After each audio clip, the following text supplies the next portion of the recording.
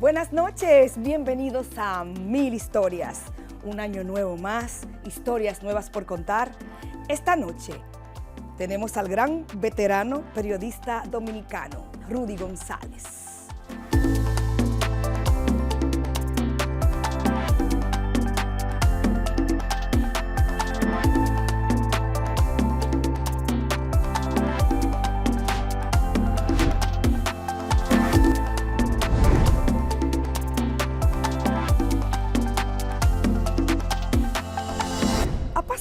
Por una cirugía de corazón abierto, pero esto es solo un capítulo más en su gran historia de vida.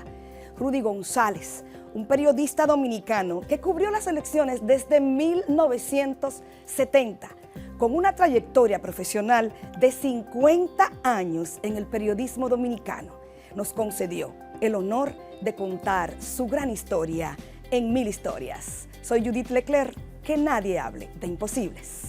Estamos aquí en un ambiente maravilloso con un invitado muy especial, un decano del periodismo en República Dominicana, un hombre de valores firmes. Me refiero a Rudy González. Bienvenido a Mil Historias. Gracias, Judith, gracias. Para mí es un privilegio estar contigo, y te digo por qué es un privilegio, porque es difícil entrevistar a un periodista. Sí, muy. Es difícil. Y yo, como lo que hago es entrevistar todos los días, uno ve con quién va a conversar. Y me gusta tu estilo de conversación, de llegar a lo que es lo común, a lo que es lo normal, a lo que es la vida. Sí es. Y yo estoy viviendo una etapa de saber lo que es la vida. Porque el episodio que yo tuve hace pocos meses me dijo, la vida es diferente. Y ya con estos años que tengo que gozar la vida. Ese episodio al que usted se refiere es un episodio de salud, sí, donde uno aprende a valorar todavía mucho más las pequeñas cosas. ¿Qué le enseñó ese episodio de salud, que fue una cirugía de corazón abierto? Claro. Mira, yo nunca en mi vida había estado en una clínica. Yo cuando chiquito no me rompieron un brazo, no me operaron del apéndice. Yo fui un muchacho tranquilo, bien, y como todos los muchachos, pero tranquilo. Y siempre ha sido muy sano y de buenas a primeras me voy a hacer mi chequeo regular y me encuentro que tengo algunas venas tapadas. Y me comienzan a hacer estudios y decidieron hacerme una operación. Y cuando me dijeron esto yo pensé, pero Dios mío, ¿pero qué pasó?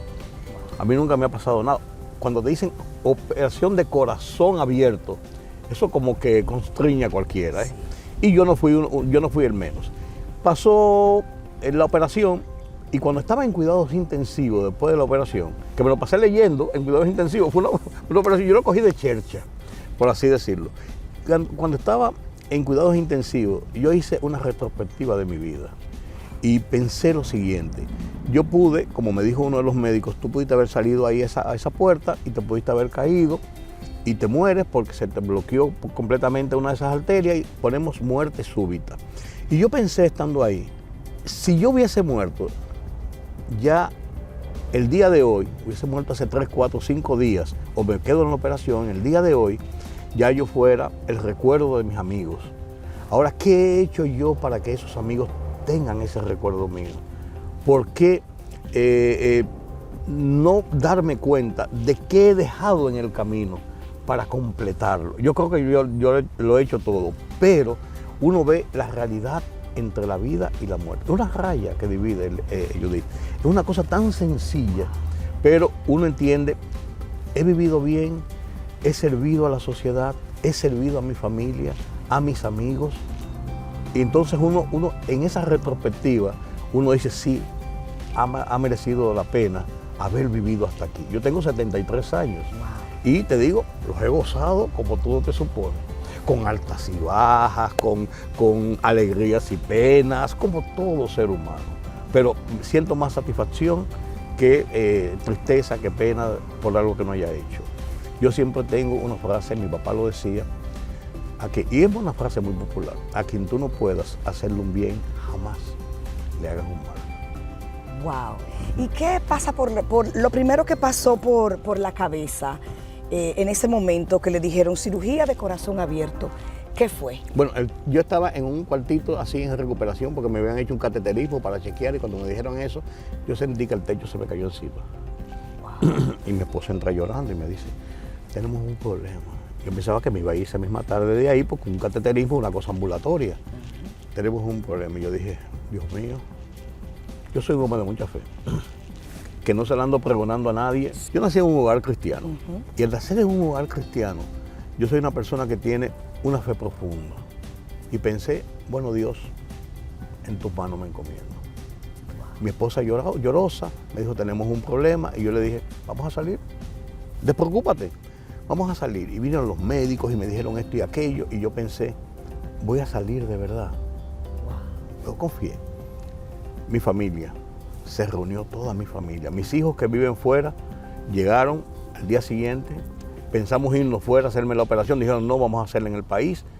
Hay suficiente experiencia para hacer eso y confié en ellos. El médico me dijo, confía en nosotros y confía en él. Y en ese equipo, ahí en Sedimat. Y mis hijos vinieron, mi familia, mis hermanos estuvieron ahí, mis hermanos todos menores, yo soy el papá de ellos, por así decirlo, porque soy el mayor. Mis amigos, y una fe en Dios de que iba a salir bien.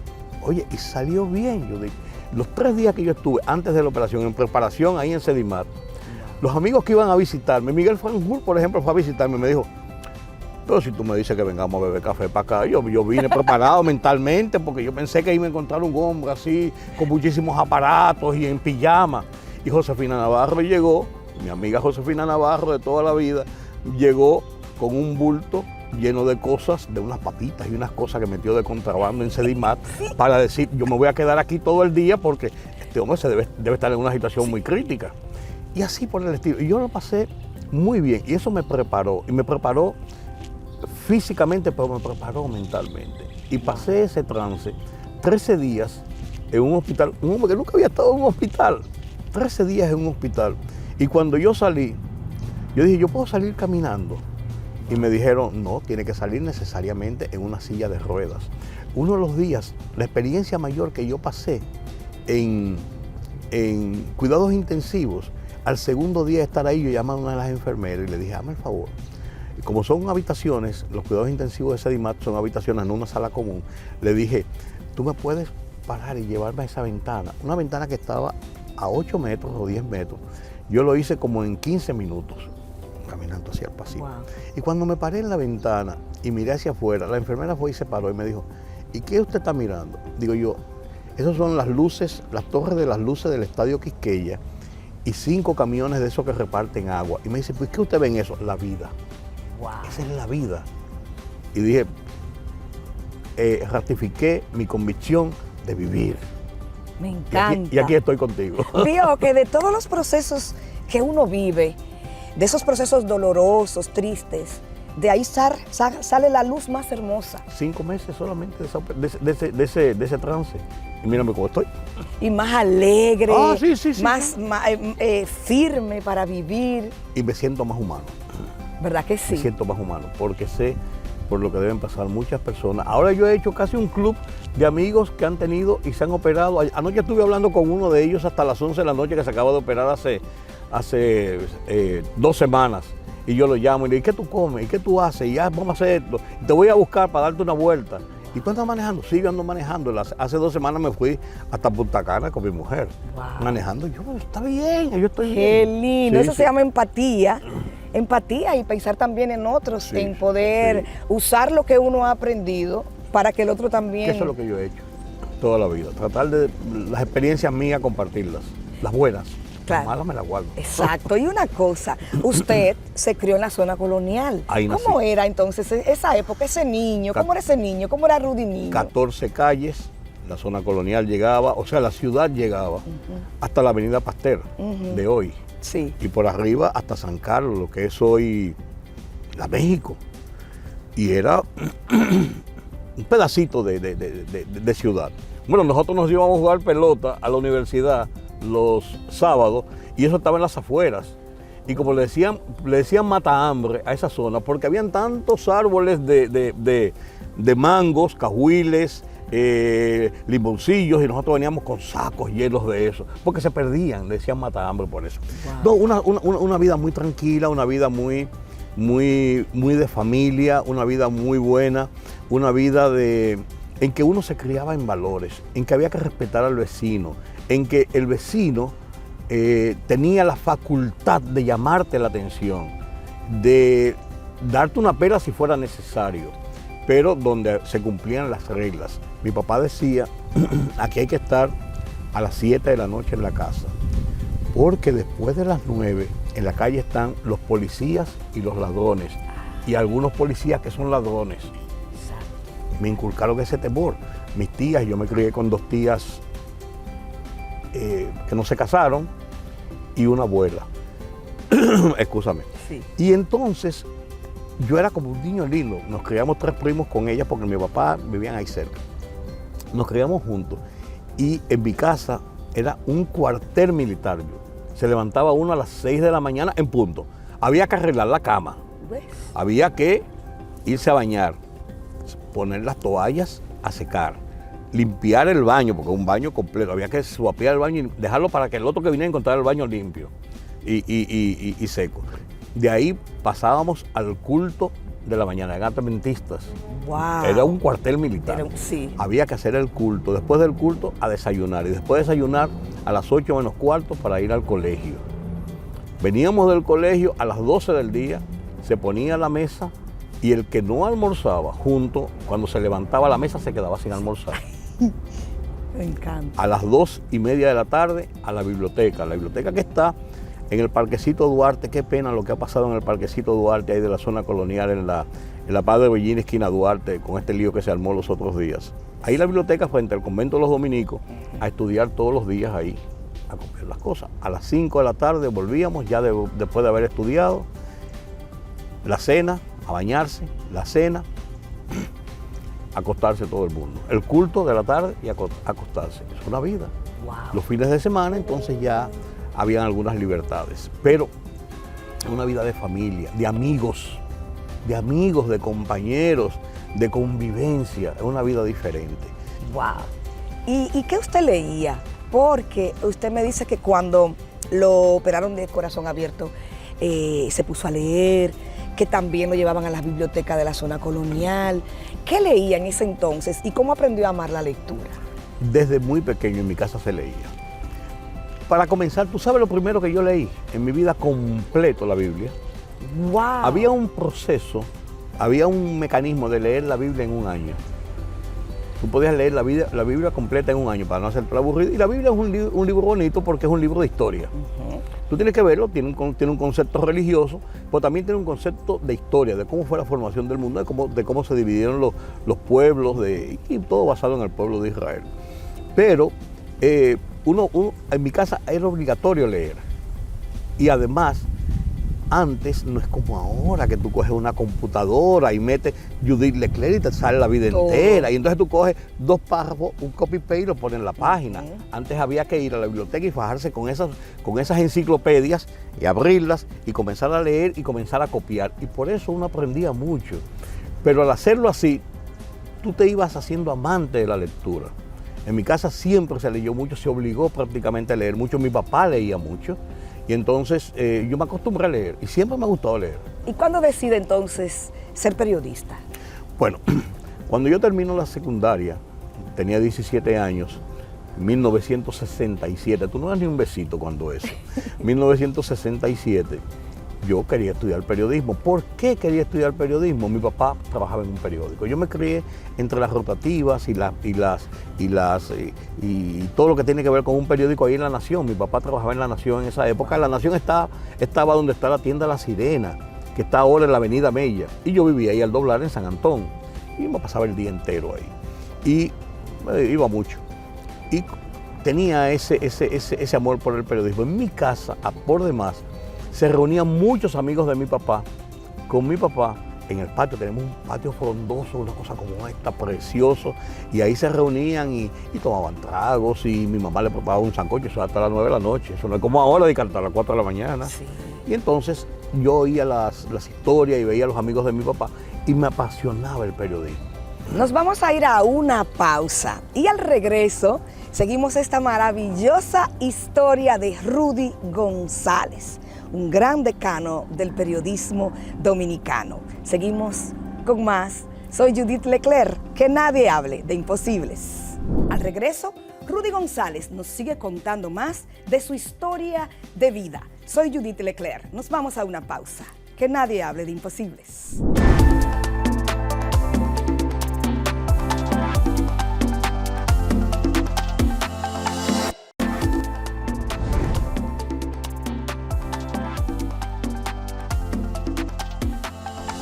Rudy González fue corresponsal extranjero y a lo largo de toda su carrera tiene increíbles anécdotas para contarnos. Vamos a verlas. Son casi no, 50 y pico de años, 56 años en el periodismo. Eso se dice muy fácil, pero es una carrera muy sacrificada. Nos quedamos en el bloque anterior en que en la UAS se podía comer inclusive con 25 centavos. Y buena comida, y buena comida. Digo, de ahí yo salía bobito, sí. Por así decirlo. Sí. En la UAS yo tuve una experiencia muy interesante. Mira, por las cosas de la vida, yo nunca he sido político, nunca he participado, no he sido político en el sentido de haber participado en actividad política partidista, de ser miembro de un partido, de grupos de un partido. Tengo mi preferencia como todo el mundo y las discuto. Pero mi especialidad en el periodismo fue la cobertura política. E increíblemente yo pasé por la Universidad Autónoma de Santo Domingo entre el 68 y el 72 en la lucha del $500,000. Wow. Se estaba peleando por $500,000 mensual para la universidad. $500,000 de pesos, 500,000 pesos. Y hoy son 400 millones de pesos el presupuesto. Y iban a las aulas universitarias y estaban los grupos, había mucha beligerancia política. Nunca participé, nunca me picó la política. Wow. Al contrario, tuve algunos problemas con algunas gentes, con algunos grupos que después fueron mis amigos y gente que estaba muy radicalizada, principalmente gente de la izquierda. Yo tengo un pensamiento de gente de derecha, me gusta. Creo en la democracia, discuto a veces de ese tema entre izquierda y derecha, sí. Pero no soy un radical, no soy un radical. Para colmo, en el 69, por una de esas cosas del destino y también de mi formación con Cuchito Álvarez, yo paso a trabajar con una agencia de noticias norteamericana, con Associated Press. Wow.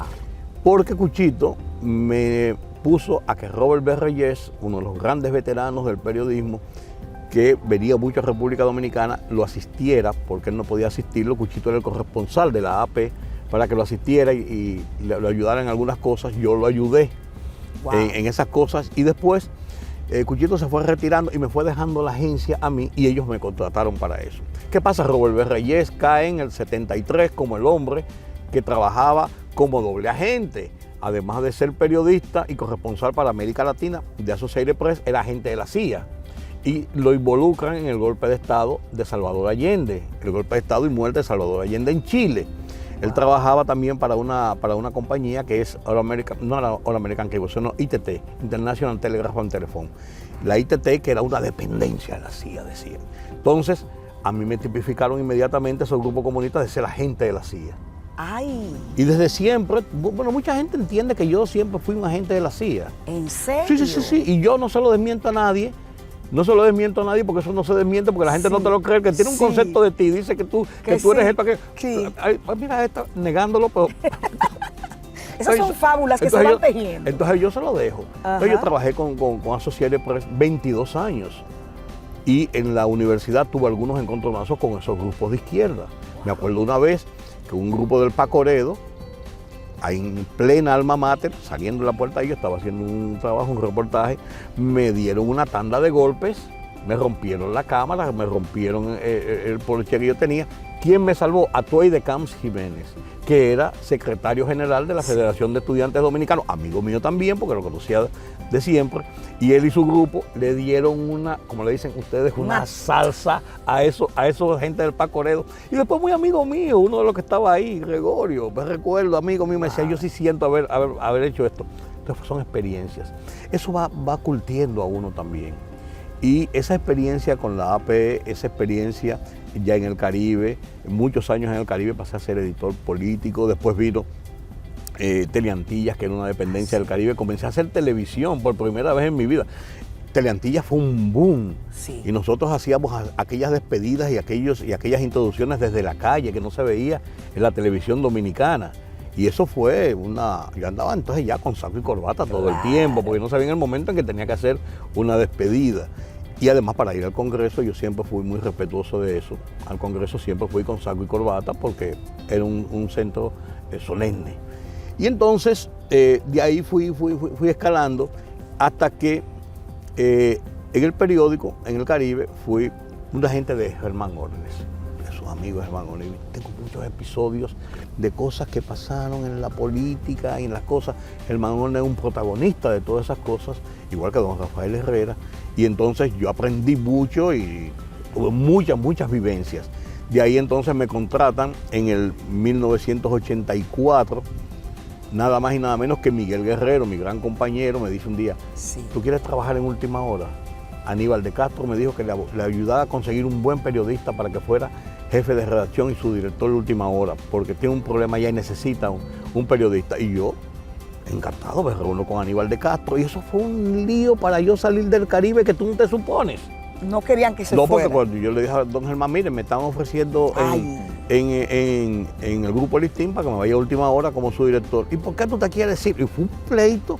Y entonces, lo que yo no supe, después me enteré, él llamó a don Tuturo Pellerano. Tú no puedes estar quitándome mi periodista, que fue un lío. Esos celos. Y me dijo, tú no te puedes ir. Y yo le dije, pues don Germán, deme la oportunidad de yo probar. Pues tú, es un problema de salario, ¿qué es lo que te pasa?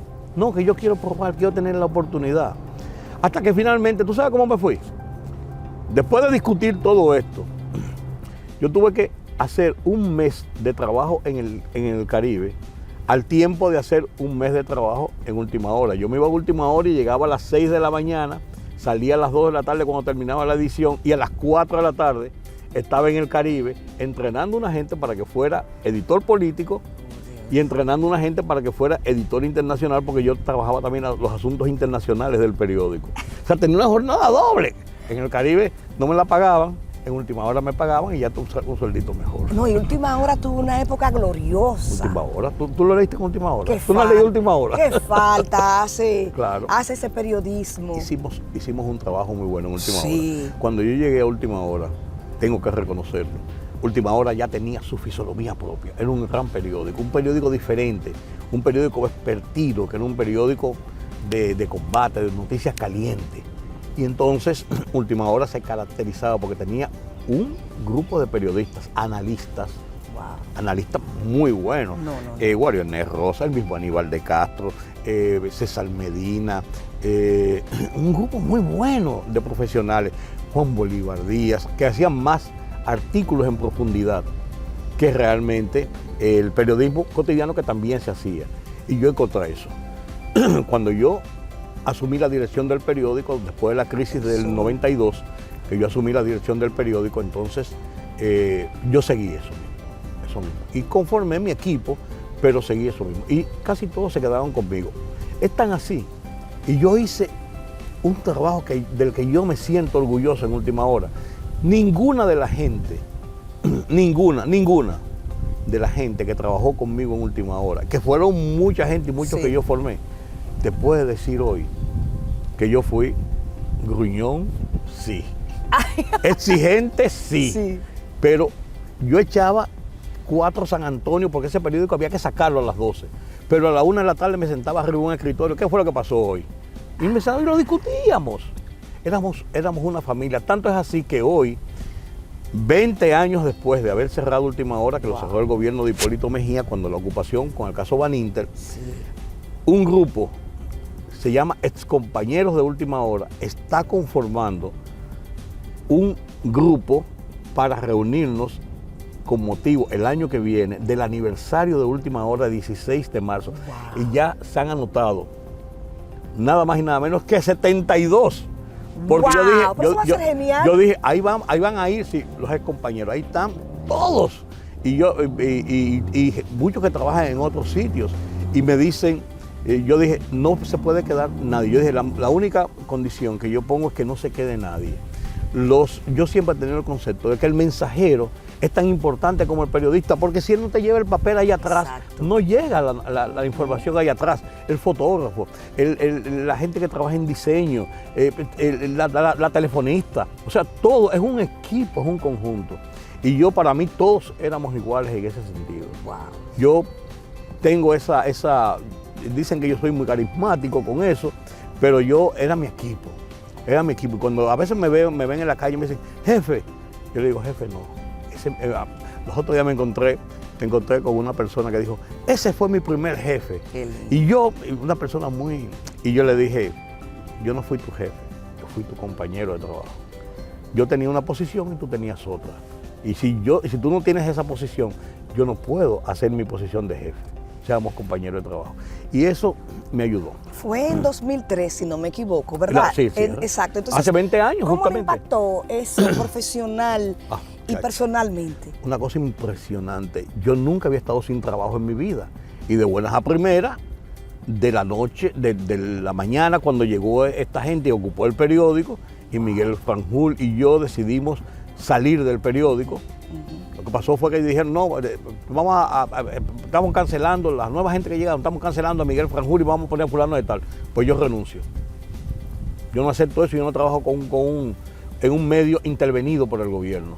Y salimos Miguel Franjul y yo, hay una foto famosa, sí. La está viendo ahí, sí. Una foto famosa, Miguel Franjul y yo con el cuadro de don Rafael Herrera saliendo por las puertas del listín. Porque Miguel Guerrero dijo, Miguel Franjul dijo, esto es mío. Eso me lo regaló don Rafael, eso no es del periódico, yo me lo llevo. Y así salimos del periódico. Para mí fue un cambio radical. Comencé una vida de periodismo privada. Comenzamos un programa de televisión, Josefina Navarro, Miguel Franjul y yo, que habíamos comenzado en RNN.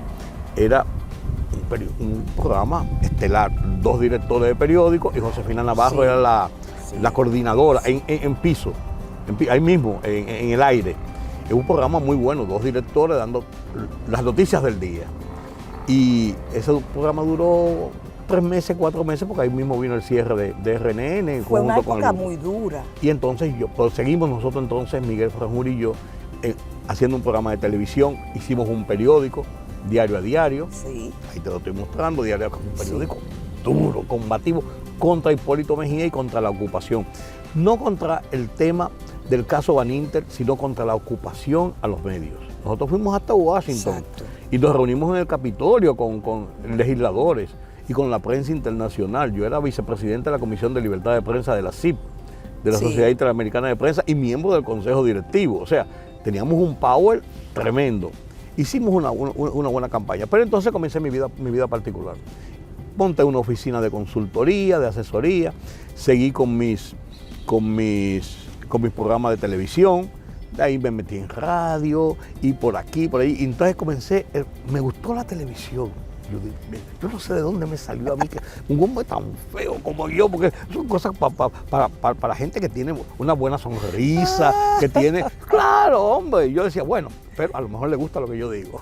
Y yo digo lo que pienso. Y me metí ahí, hicimos un programa por la mañana.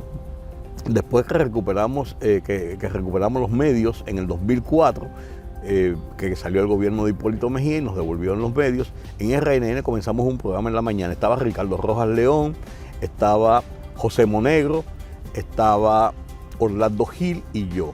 Y después en el 2009 comenzamos un programa en Color Visión, Oye País, que es el programa, mi programa estrella. Estaba Farideh Raful, que comenzó conmigo a hacer Camino de la Comunicación.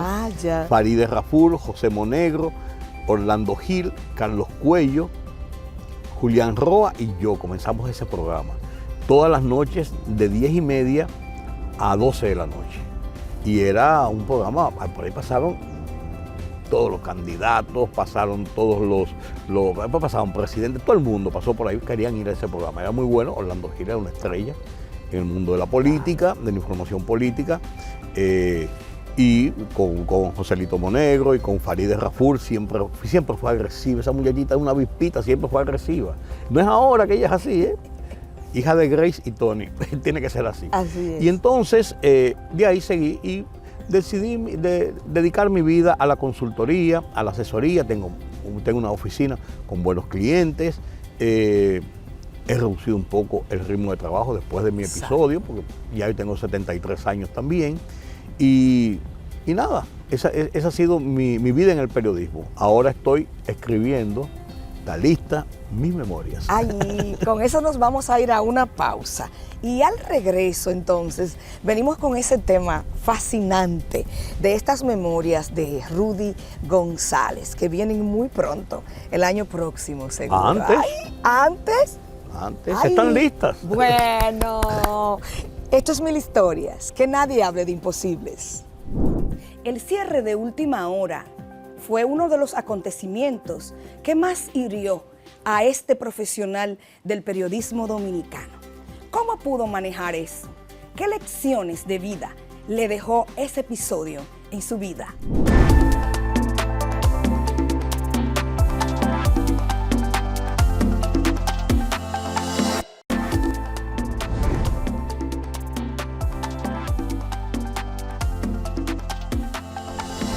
Seguimos conociendo más de esta impactante historia de Rudy González, un experimentado periodista dominicano que ha cubierto todas las elecciones por haber en República Dominicana desde 1970 y grandes acontecimientos. Uno de ellos cuando conoció a José Francisco Peña Gómez. Tuvieron un enfrentamiento y después llegó el perdón. Un perdón que marcó para siempre la vida de Rudy González. Vamos a ver la historia.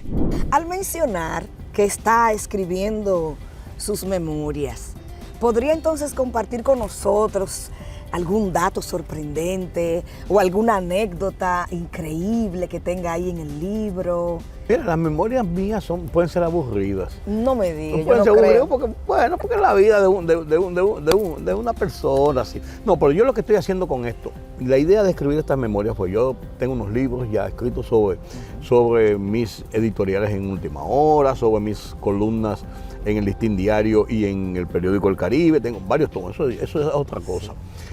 ¿Qué yo pensé en las memorias? A propósito de lo que está pasando con el periodismo. Sí. Ese periodismo nuevo, basado no hay una investigación, pocos programas hacen una investigación, pocos periodistas analizan y hacen una investigación, son inmediatistas, son lo que dice el internet, lo que dicen las redes sociales, buscando like. Entonces hay como un periodismo como tan vacío en sentido general. Hay buenos todavía exponentes del periodismo. Entonces, muchos muchachos jóvenes. Los otros días yo estaba en una reunión, algo, y alguien me preguntó, ¿cómo es el nombre suyo, señor? A mí me dio, una periodista joven, a mí me dio tanta pena, porque yo pensé, si tú ves que yo estoy hablando en un grupo de personas que son influyentes, importantes, alguien tiene que ser. Sé inteligente. Pregúntale, ¿quién es ese señor que tiene la chacabana blanca? Y te van a decir, no, ese es Rudy González, un periodista que fue. Sí. Fue periodista. Sí. Pero me di cuenta, eso me impactó y me di cuenta de que esa historia del periodismo en República Dominicana se está perdiendo, que comenzó una historia muy bonita, una historia de muchas luchas. Y sacrificio. Con la caída de la dictadura. O sea, comenzó con el mismo proceso democrático que estamos viviendo. Y con virtudes o defectos en República Dominicana se respeta la libertad de prensa. Pueden haber choques y cosas, pero aquí se hace un ejercicio tan libre que a veces uno se pone la mano en la cabeza. Pues somos libres en ese ejercicio. Podemos sentarnos y conversar de lo que nos dé la gana. Y tú lo sacas al aire, sin temor a que pasen. A lo mejor que te llama una gente y dice, eso que dijo ese tipo, pero más nada, no pasa de ahí. No hay una persecución de Estado, ni mucho menos. Entonces yo pensé, ¿por qué no contarle a la gente cómo fue ese periodismo que yo viví? Cómo era ese periodismo romántico, ese periodismo profesional, ese periodismo dedicado, ese periodismo analítico, ese periodismo que tenía todo el cuidado de cómo tú le ibas a presentar a la gente una información, explicarle un episodio. Entonces yo decidí escribir el libro. La pandemia me ayudó. Yo tengo muchas notas y muchas cosas y cogí con la pandemia, me comencé a escribir y porque hicimos la pandemia me sirvió a mí, yo fui de los que cumplí la pandemia en mi casa tranquilo, con mi familia, y lo disfrutamos, por así decirlo. Y entonces escribí. Entonces llegó el momento, después que yo escribí 1000 y pico de páginas. Entonces comenzó el momento de recortar esto, de llevarlo a la realidad, de buscar fechas, nombres, episodios, porque no solamente era de mi cabeza, sino poder históricas. Y concatenarlo con la realidad, qué se publicó, qué no se publicó, por qué pasó esto, por qué pasó aquello. Entonces es un trabajo todavía mucho más difícil. Pero entonces todo este tiempo me lo he pasado en eso. Tuve un apoyo del Archivo General de la Nación, donde me copiaron todas las ediciones de periódicos desde que yo comencé hasta que yo salí, completas en un disco duro, y ahí yo busco cosas, y yo he visto cosas de las que yo no me acordaba. Sí, se le refresca la memoria. De las que yo no me acuerdo. Por ejemplo, un pleito que yo tuve con Peña Gómez, y lo relato ahí. Yo fui muy crítico de Peña Gómez. Sí. Y yo publiqué en mi columna 3 a la semana, salían martes, jueves y sábado. Yo publiqué 2 artículos muy críticos a su gestión como alcalde, diciendo que fue un puro desastre la alcaldía, y que Peña Gómez es un hombre muy pasional y que no era tan profesional. Fue muy duros. Y Peña Gómez le mandó, yo todavía era subdirector del periódico, le mandó una carta a Aníbal de Castro, que era el director, de 13 páginas para contestar 2 artículos, 2 columnas mías. ¿Qué decía? Y comenzaba diciendo, tú sabrás lo que yo...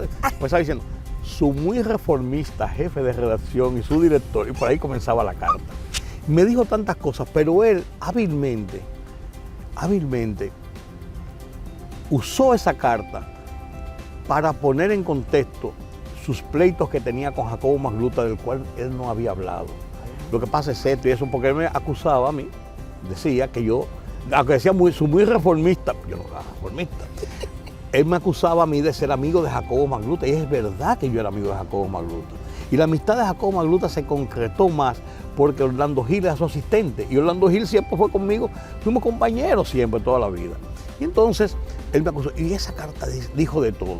Y me dice Aníbal de Castro, excelente, brillante profesional, me dice, Rudy, mira esta carta que mandó Peña Gómez, ¿qué vamos a hacer con ella? Públicala.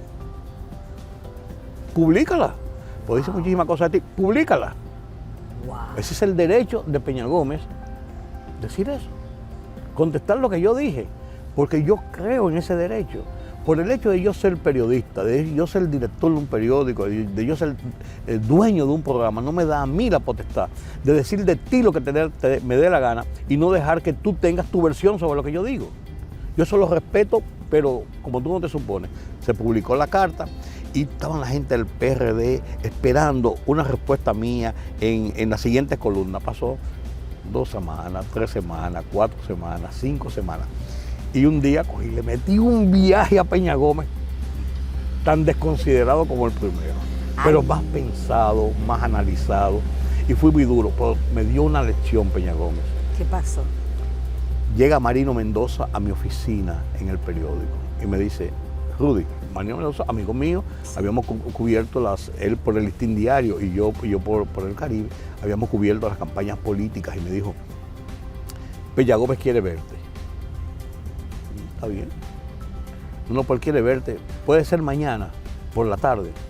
Digo, sí, ¿dónde? No, yo te vengo a buscar para llevarte a la casa de él en Cambita. Wow. Marino Mendoza estaba ahí, me llevó a la casa de Peña Gómez. Y cuando yo llego a la casa de Peña Gómez en Cambita, Peggy está viva ahí.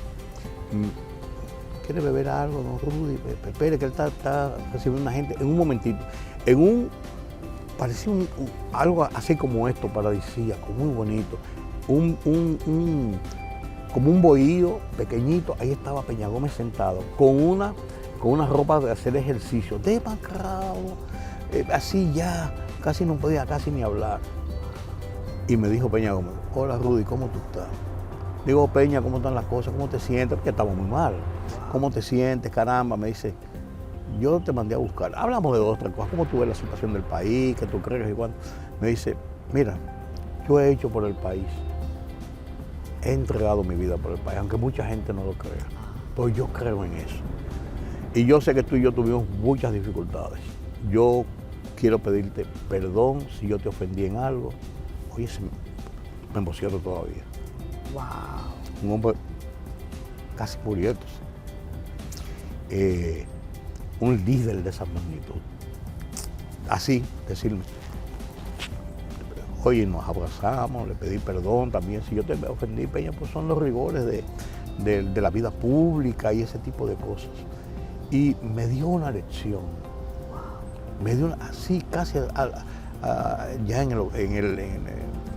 el ocaso de su vida. Lo relato textualmente en mi libro y relato ese episodio. Y ahí uno aprende el poder que uno tiene como periodista y cómo, lo terminé de aprender, de cómo usarlo debidamente. Uno puede hacer mucho bien, uno puede hacer mucho mal. Yo creo que lo que uno tiene que hacer es ser objetivo y sacarse de dentro cualquier tipo de pasión. Con Peña Gómez yo fui pasional, no te lo niego. Sí. Yo fui pasional. Y fui pasional quizás motivado porque en el Caribe Germán Ornes era un hombre muy duro y muy pasional contra la gente del PRD. Era muy duro con ellos, contra Bosch. Yo tuve muchos encontronazos con Bosch, me acusó de ser agente de la CIA para botarme de su casa un día. Y decirlo en boca de Juan Bosch. Pasaron episodios que me dieron mucha atención a raíz del asesinato de Orlando Martínez. Y esas experiencias hacen que uno tenga la necesidad y la obligación de hacer eso que yo estoy haciendo, hacer esas memorias, porque eso no debe perderse. Y lo estoy haciendo para que esa nueva generación de periodistas, no para decir, Rudy González escribió un libro y es un bestseller. ¿Qué bestseller ni bestseller? Que incluso mi idea es regalarlo a las universidades, a los estudiantes, que caigan en manos de las personas y a los amigos, lógicamente. Pero básicamente, hacer una inversión, porque tiene una inversión económica, de tiempo, hacer una inversión para que quede algo. Y tú lo leerás y dirás, pues mira lo que dice Rudy González, él me va a engañar con esto que piensa aquí. O dirá, caramba, yo no conocía esto, mira esto. Esa es mi idea, ese es mi plan. Y por eso hablo de todos mis relaciones con el poder político. Por eso se llama prensa versus poder. Precisamente por eso, porque quiero ver desde la perspectiva del periodista cómo el poder tiene fuerza. Ahí hablo del imperio de los Estados Unidos, que le voy a decir, él no es agente de la CIA, ¿no? Y una cosa. Y así por el estilo. Sí. Esa es la idea. Tengo muchos episodios que narro, hay muchos episodios. Y relato también algunas situaciones muy conflictivas y muy difíciles que yo viví como periodista y que vi vivir en otros como periodista y que vi desenlaces que no debieron ser o que debieron ser. A mi forma de ver las cosas, a mi interpretación, que no será quizás la verdad absoluta, pero es mi visión. Y quiero preguntarle sobre el perdón. Ese perdón que usted vivió en ese momento, ¿cómo durmió esa noche? Si te digo la verdad, bien. Bien. Porque aunque me apenó y me fui afligido y me acongojó, vi que realmente se puede, que uno puede sacar de adentro cualquier cosa que le haga daño. Y además que otra persona que entiende que tú puedes haberle hecho algún daño, haber tenido alguna situación que lo haya enojado, que pueda sentirse con la satisfacción de que eso no tuvo una mayor consecuencia, que le hiciera más daño. Y eso, dormí bien. Tanto es así que después, 2 periodistas más, lo relato en mi libro, Peña Gómez le dijo que él quería hablar con ellos. Él hizo ese periplo con varios periodistas. Sí, yo estaba ahí. Wow. Y era testigo de esa reunión. Dicen que el perdón es liberador. Así, y yo lo creo. Yo lo viví. Y es maravilloso el perdón. Uno no sabe el poder del perdón. Es hermoso porque, y más cuando viene del corazón. 3 semanas después de ese episodio murió Peña Gómez. Wow.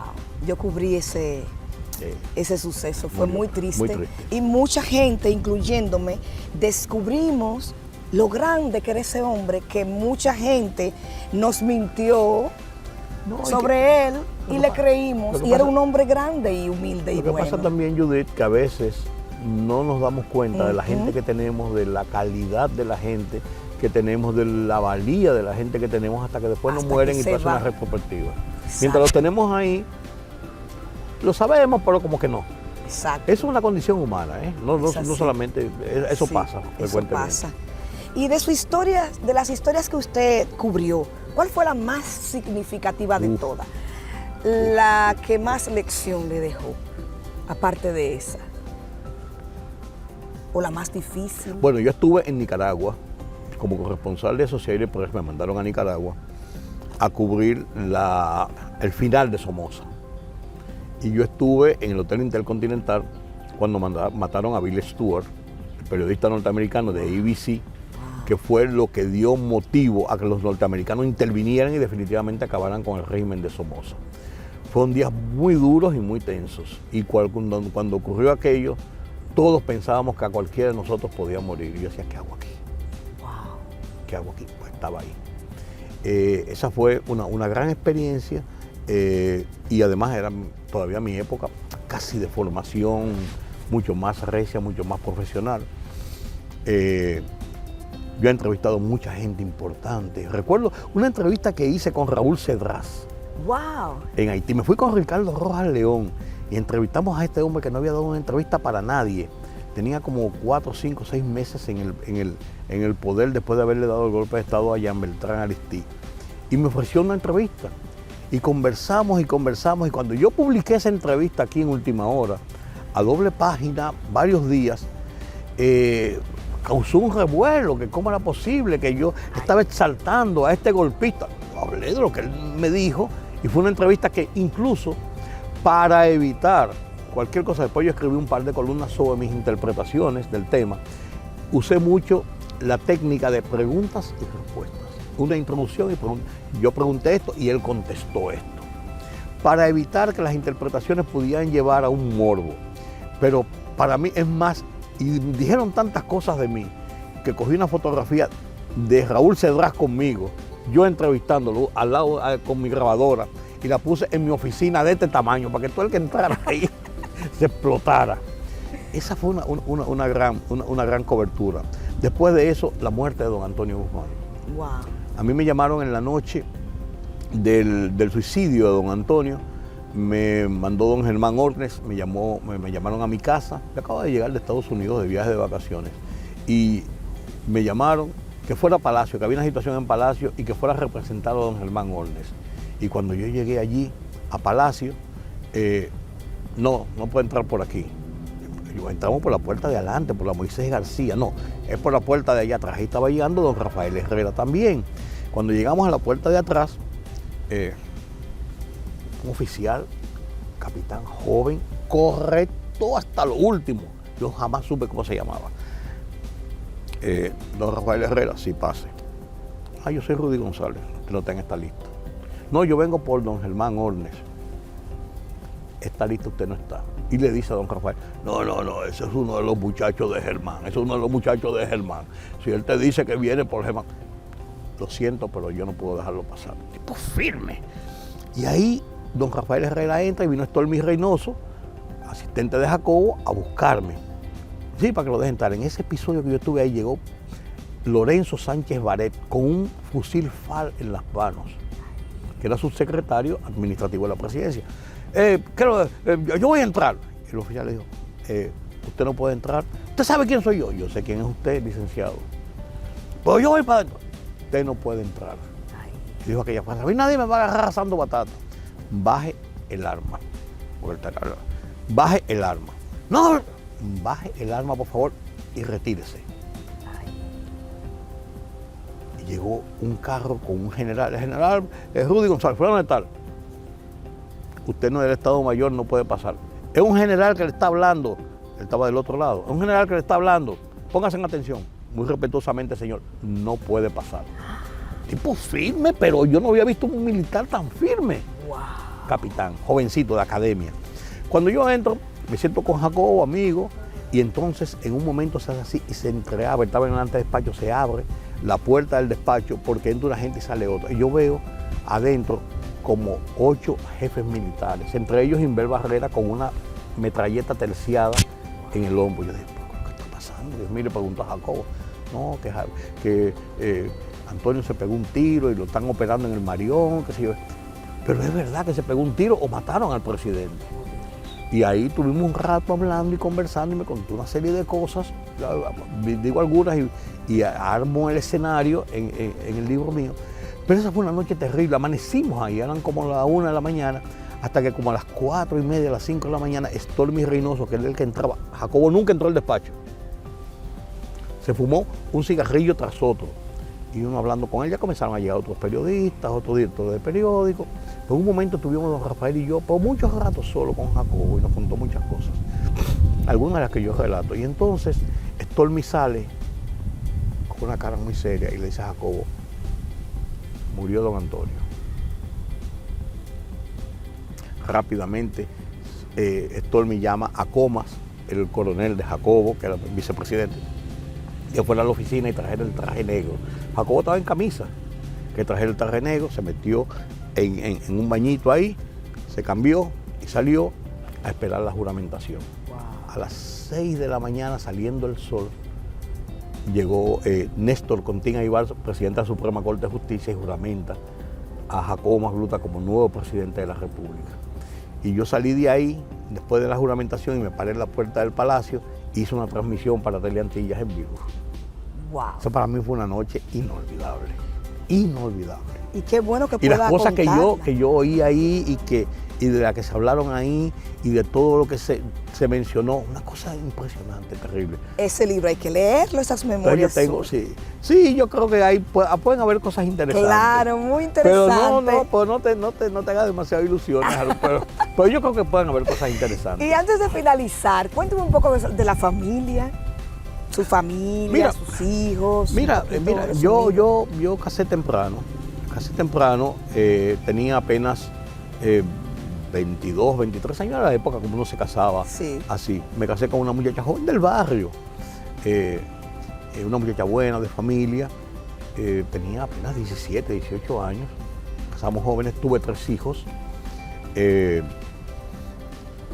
maravillosos, viven fuera del país, ella es ciudadana americana, ellos son ciudadanos americanos todos, una diplomática, otro militar y abogado, y otra que trabaja en la empresa privada, y una familia bellísima. Me divorcié por las cosas de la vida. Si tú me dices a mí por qué me divorcié, yo te digo que no sé. Wow. Oye, honestamente, Wow. ni yo le pegué cuernos a mi mujer, ni ella me pegó cuernos a mí, ni pasó nada, nos divorciamos. Wow. De las cosas de la vida. Y tuve 3 años soltero, pero yo me di cuenta un día me pasó un episodio que marcó mi vida y cambió. Director de periódico, poco de dinero, yo de todos mis bienes, todo se quedó con mi familia, yo entregué todo a mi esposa. Entonces tú te lo ganaste, no digas que repartir mitad, no, eso es tuyo. Yo me quedé con lo que tenía. Director de periódico, llegó un día de última hora, Sí. a las 2 de la tarde, almorcé. Para mí lo más grave del mundo es almorzar solo. Sí, es Es triste. almorzar solo todos los días, es una tristeza para mí. Almorcé, llegué a la casa, me puse a ver televisión, me puse a leer, qué sé yo, me quedé dormido, yo nunca duermo siesta, me levanté a las 8 de la noche, me di un baño, me puse mucho perfume, me puse una ropa bonita y dije, me voy a comer el mundo es mío hoy. Ay, Dios. Salí para la calle, di una vuelta en mi jipeta y me paré, recuerdo como hoy, en la Abraham Lincoln con Roberto Pastoriza frente a la bolera. Esta vez el semáforo en rojo. Había llamado a todos mis amigos y ninguno aparecía. Y unos que aparecieron, que un amigo precisamente de la embajada americana me dijo, no, nosotros estamos en casa de fulano, pero ya nos vamos. Yo dije, pues ya terminaron los cines, son las 10 de la noche. Wow. ¿Y qué yo voy a hacer? Pues yo soy un hombre infeliz. Oye, Judith, yo soy un hombre infeliz. Dije, no, yo voy a formar mi familia de nuevo. Wow. Conocí una muchacha maravillosa que trabajaba con nosotros en el grupo Listín. Tuve una relación muy seria, muy decente con ella. Y le dije un día, me voy de viaje a una reunión de la CIP Argentina. Me voy a pasar una semana afuera. La invité a cenar esa noche antes de irme. Cuando yo venga, voy a organizar casarme. ¿Te quieres casar conmigo? Me dijo, pues ¿tú crees que eso es así? Yo tengo que hablar con mi papá y con mi mamá, yo no puedo casarme porque la gente quiera. Bueno, yo te digo que yo me voy a casar y quiero que seas tú, pero yo me voy a casar. Me fui de viaje y cuando vine, ya ella había tenido tiempo de pensarlo y decidimos casarnos y nos organizamos y nos casamos. A los 6, 7 meses, 8 meses nos casamos. 3 hijos, unos mellizos. Pasó una situación con nosotros. Yo decía, yo no quiero tener más hijos, yo tengo 3 hijos. Pero veía en ella una muchacha joven, profesional, que me amaba, que me ama, que yo la quería. Veía en ella una tristeza. Quería tener un hijo. Porque esa es la parte de la vida del matrimonio, quería tener un hijo. Y entonces, ¿qué pasó? Yo le dije, bueno, que yo no quiero tener más hijos. Y en eso pasaron 2 años, 3 años, mellizos. ¡Wow! Y después de los mellizos, encantado, bien todo el mundo, bien, todos felices. A los 2 años me dijo, estoy embarazada de nuevo. Una hembra. ¡Wow! Yo creo que Dios ha sido bueno. Una hembra. Y esa familia ha sido, para mí, incluso ya en mis últimos años que he vivido, en este tránsito que tuve de salud, en este tránsito de recomponer mi vida, han sido la base principal de esa felicidad, de esa tranquilidad, de ese buen vivir. Y así como tú me ves, así yo soy. ¡Qué lindo! Mira, esa es una entrevista hermosa como yo la soñaba. Yo estoy muy contenta, muy agradecida de que nos haya contado parte de su historia, porque 56 años no se recogen así, 56 años en el periodismo. Un poco aburrido, pero bueno. Bueno, a mí me ha encantado, yo sé que al público también, y sobre todo a los estudiantes de periodismo, a los más jóvenes, a los novatos, que esto les va a servir muchísimo. Esa es mi esperanza. Yo sé que sí. Ese es mi gran deseo, por eso estoy escribiendo esas memorias, por eso donde quiera, cuando daba clases y cuando los que conozco que pasaron por mis manos, mi idea es colocarlos en el camino bueno. Así es. Muchas gracias, Rudy González, gracias por su linda historia. No, gracias a ti por tener confianza en dedicarme este tiempo en uno de tus programas, de tantas historias buenas que tú has hecho. Y esta, bueno, hay que equilibrar, ¿verdad? Con este viejito, con esta cosa, pero me qué encanta, bueno, qué bueno. Me ha encantado, me lo he disfrutado. Qué bueno. Soy Judith Leclerc, vamos a seguir con el periodismo positivo, inspirador de República Dominicana. Amén. En un momento donde hay tantos contratiempos con la comunicación. Que nadie hable de imposibles. Hasta una próxima. Hasta luego. Llegamos al final de este 1000 historias. Gracias por acompañarnos en este primer programa de noticias positivas e inspiradoras de la República Dominicana. Sigamos promoviendo el bien, sigamos promoviendo la bondad y la esperanza. Que República Dominicana es un país bonito todavía, a pesar de toda la locura que podemos ver a diario. Aquí hay mucha gente buena y a diario nos encontramos con ella. Por eso te las traigo aquí, a 1000 historias. Soy Judith Leclerc, hasta una próxima. Que nadie hable de imposibles.